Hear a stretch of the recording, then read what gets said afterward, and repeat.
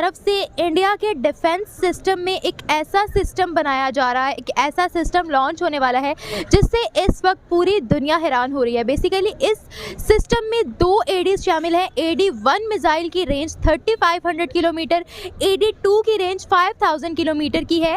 Basically इस system से अगर इंडिया में कोई मिसाइल या कुछ भी एंटर होना चाहेगा तो ये सिस्टम उसको ट्रैक करेगा और इंडिया में एंटर होने से पहले ही उसे तबाह कर देगा, उसे ख़त्म कर देगा। ये वाला सिस्टम बहुत ही ख़तरनाक और बहुत ही स्ट्रॉन्ग माना जा रहा है और इसकी तारीफ हमें पूरी दुनिया में भी देखने को मिलती है और ये प्योरली मेड इन इंडिया का बना हुआ है। तो जिस तरीके से इंडिया आगे बढ़ रहा है, पाकिस्तान में भी डिफेंस के सेक्टर पर आधे से ज़्यादा बजट लगता है, लेकिन आज भी हम लोग अपनी डिफेंस के सेक्टर में भी मैन्युफैक्चरिंग नहीं कर रहे हैं। सर, आज हम बात करने वाले हैं, इंडिया ने मिसाइल्स के सेक्टर पर एक ऐसा सिस्टम डेवलप कर लिया है, एक ऐसा प्रोजेक्ट बना लिया है। AD-1 है उसमें और AD-2 है।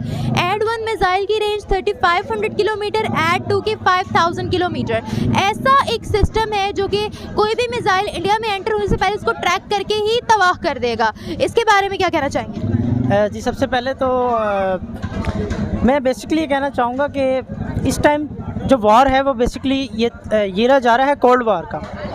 इंडिया इस टाइम अपना फुल फोकस करता है अपनी डिफेंसिव पावर पे। नो डाउट उनका डिफेंसिव का जो सिर्फ डिफेंस बजट ही है वो हमारी टोटल बजट से कहीं ज़्यादा है। लेकिन इसमें मोस्टली ये भी देखा जाता है कि इसकी जो एक्सटर्नल जो इन्वायरमेंट है और इसमें जो है ना वो इंडिया एक नेगेटिव रोल भी बहुत ज़्यादा प्ले करता है। बाकी आप जहाँ तक बात करते हैं नेगेटिव रोल की बात करें, क्या नेगेटिव रोल इंडिया जो है वो प्ले कर रहा है? सबसे पहले तो मैं बात as a being a Pakistani मैं यही जानना चाहूँगा, जैसे कश्मीर का इशू है हमारा और इंडिया का। सर, मेरा ख्याल है कि यहाँ पर कश्मीर की बात करना ही बेकार है, क्योंकि अगर हम कहते हैं कि इंडिया के पास कश्मीर है, पाकिस्तान के पास होना चाहिए, तो पाकिस्तान, मेरा नहीं ख्याल कि 75 सालों में जितनी हम लोगों ने फंड खाए हैं या हम लोगों ने हैशटैग के अलावा कुछ भी नहीं किया है, तो हम ये बात यहाँ पर खड़े होकर कह भी सकते हैं कि कश्मीर हमारा है।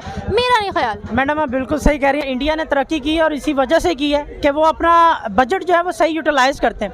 लेकिन अगर आप पाकिस्तान के बजट्स की आप देखें तो मोस्टली डिफेंस बजट तो लाजमी जाता है, हमारे 80% डिफेंस पे ही तो जाता है, लेकिन वो उसका डिफेंस पे जाता है। लेकिन आपको पता है कि बहुत सारे अनासिर हैं जो उस बजट को सही तरह कंज्यूम नहीं कर पाते।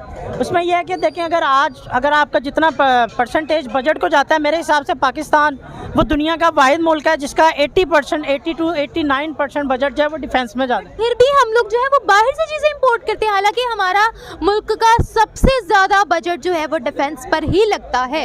आप अगर मैं ये बात बताऊं कि इंडिया ने जो मिसाइल्स की रेंज, एक AD-1 की 3500 किलोमीटर है, AD-2 की जो है वो 5000 किलोमीटर है।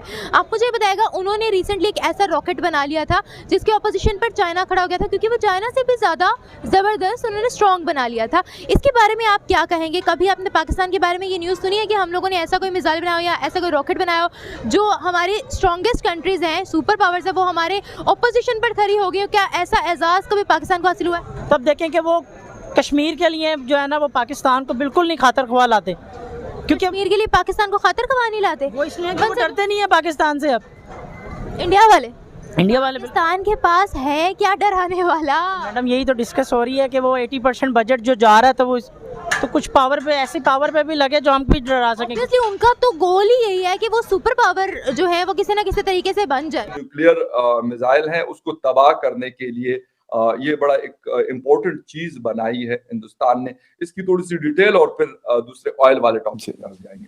देखिए, सबसे पहले फखर भाई, शो पे बुलाने के लिए धन्यवाद, थैंक यू वेरी मच। अच्छा लगता है आपके शो पे आके।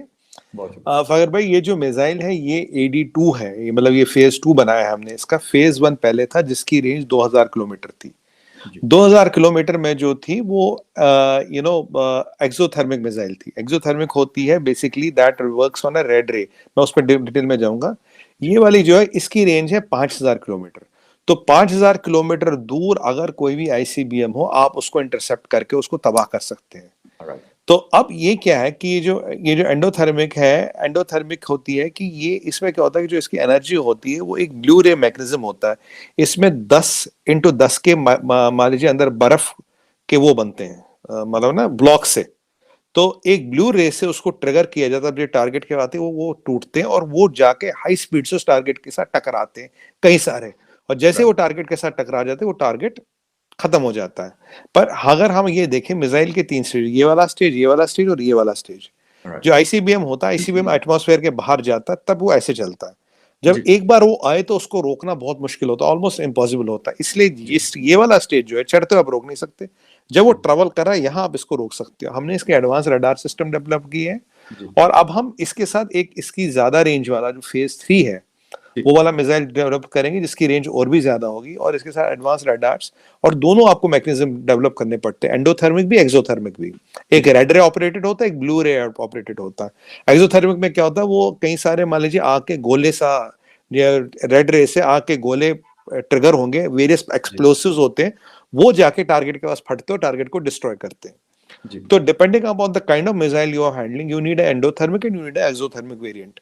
तो हमारे पास ये जो